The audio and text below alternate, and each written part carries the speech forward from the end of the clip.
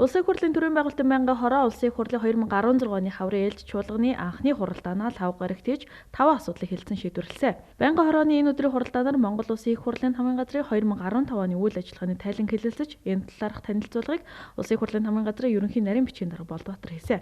Улсын хурлын хамгийн газар 2015 онд инженерчлэлийн ажлын үр дүнд үндэслэн ажилтнуудын ажлын чигүүрэг, ажлын байрны тодорхойлтыг шинжилэн боловсруулж, ажил үргийн давхурдал хийдлийг арилгах. Улсын хурлын хамгийн газрын мэдээлэл үйлчилгээ удирдлагын төвийн үйл ажиллагааг жигдрүүлэх зорилго тавин ажиллаж, бүтэц зохион байгуулалтын өөрчлөлтийг хийжээ. Монгол Улсын их хурлын тухай хууль, тамгын газрын дүрэн болон холбогдох бусад хууль тогтоомжийн хүрээнд үйл ажиллагаагаа зохион байгуулан ажилласныг тамгын газрын ерөнхий нарийн бичгийн дарга танилцуулгынхаа эхэнд онцлоод Улсын их хурлын тамгын газраас 2015 онд хийж хэрэгжүүлсэн үйл ажиллагаагаа үндсэн 8 чиглэлээр тайлагнаж танилцуулсан юм. Тайлан жилийн хугацаанд Улсын их хурлын чуулганы 88 удаагийн нэгдсэн хуралдаан, байнгын болон дэд хорооны 297 удаагийн, 94 ажлын хэсгийн 429 удаагийн хуралдаанаар бол нийтдээ 764 одоо хууль 128 их хурлын дотоодын төслийг хэрэгжүүлэх бэлтгэлийн ажлыг хангасан. Хууль болон улсын хурлын бус шийдвэрийн төслийг хэрэгжүүлэх бэлтгэлийг хангаж бие даасан 33 хууль, хууль нэмэлт өөрчлөлт оруулах тухай 448 хууль, хууль хүчингүй болсон тооцох тухай 50 хууль, зээлийн хилцээр сойрхон батлах тухай 29 хууль, бүгд 570 хууль, улсын хурлын 120 дотоодын төслийн эцсийн хуулбар танилцуулгыг бэлтгэн чуулганы нэгдсэн хуралдаанаар хэлэлцэн батлуулж, эцсийн найруулга хийж яструулсан. Нэгдүгээрт Монгол Улсын их хурлын тамгын газар бол Улсын их хурлын зүтгүүр хүч нь. Энэ зүтгүүр хүчүүл миний зүгээр үнэлдгээр бол маш сайн ажилласан. Энийг би хэрэглэгч буюу үйлчлэгийг авч ирсэн хүний талаас нь би хэд задлж ярив. Нэгдүгээрт судалгаа шинжилгээний ажил.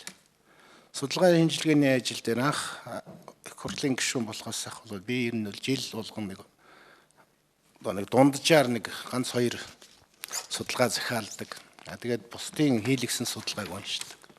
Энэ маань Монгол Улсын их хурлаас гарч байгаа хууль тогтоомжууд тэрэнд оролцож байгаа миний одоо оролцоог хангахад бол чанарын талаас нь бол их чухал ач холбогдолтой болдог.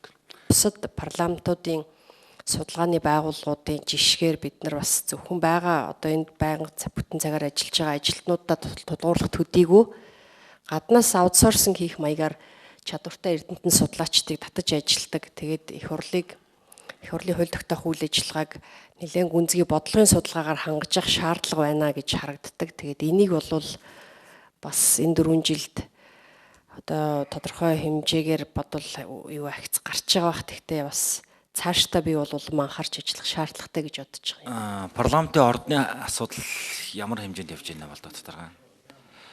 Бүр энэ 4 жилд бол бүр таг боллоо. Тэгээ чинь бас нэг хөрөнгөний асуудлаар бид нар олон удаа ярилцаал нэлээд идэвхтэй явдаг байсан бол энэ 4 жил ерөөсөө нэг ч удаа ярьсангүй. Тэгээ энэ манай ордны маань насжилт бол одоо ингээд хэцүү болчихлоо шүү дээ. Яг одоо парламентын шинэ ордны барилгыг барих тухай асуудал бол нэг хэсэгтээ түрүүчийн хурлын бүрийнхээ хугацаанд бол хэсэг гацсан байсан. Би энэ ажил томилогчноос хойш бол энэ ажлыг яг зохицон журмын хандаагаар хэрэгжүүлээгээд бас төрийн байгуулалтын байнгын ордоор холбогдох шийдвэр гаргаад улсын өмнөх улсын хурлаас гарсан 2006 онд батлагдсан тогтоол бол яг хүчин төгөлдөр хэвээр байгаа. Их хурлын тамгын газар бол одоо энэ парламентын шинэ ордны барилгыг бариулах талаар бол өөртөөс хамаарах бүх ажиллагаа тэр дундаа бас төрийн байгуулалтын байнгын орд бол өөртөөс хамаарах бүх ажлыг хийгээд засгийн газарт чиглэлийг өгсөн байж байгаа. Танилцуулгатай холбоотой байнгын хорооны гишүүд улсын их хурлын тамгын газар үйл ажиллагаа өнгөрсөн 4 жилд чигдэрсэн олон шинэлэг ажил санаачлан амжилттай хэрэгжүүлсэн нь улсын их хурлын гишүүдэд мэдрэгдэж, үр дүн өгч байгааг тэмдэглээд цаашид тамгын газрын ажилтнуудын чадвах, хариуцлагын асуудлыг хамтдаа авч үзэж, хариуцлагыг улам жигдрүүлэхийг анхааруулсан. Ингээд улсын их хурлын тамгын газрын 2015 оны үйл ажиллагааны тайланг байнгын хорооны хуралдаанаар хэлцэнтэй холбогдуулан байнгын хорооноос тогтоол гаргаж холбогдох байгууллагуудад чиглэл өгөхөөр тогтлоо.